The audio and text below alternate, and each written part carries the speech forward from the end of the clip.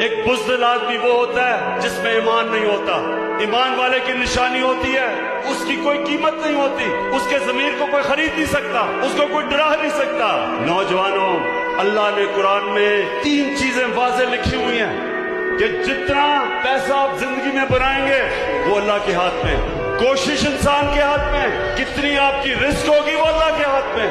دوسرا کہ عزت اللہ کے ہاتھ میں ہے, ذلت اللہ کے ہاتھ میں. یہ جو لوگ سمجھتے ہیں کہ آپ کو برا بھلا کہہ کے آپ کو انسان ذلیل کر سکتا ہے, کوئی انسان کو ذلیل نہیں کر سکتا, کیونکہ عزت اللہ نے اپنے ہاتھ میں رکھی ہوئی ہے. اور زندگی موت, سب سے زیادہ انسان کو خوف موت کا ہوتا ہے. اللہ نے انسان کو آزاد کر دیا. قرآن میں وہ کہتا ہے کہ جو لوگ ایمان لے آئے میں ان کے خوف دور کر دیتا ہوں.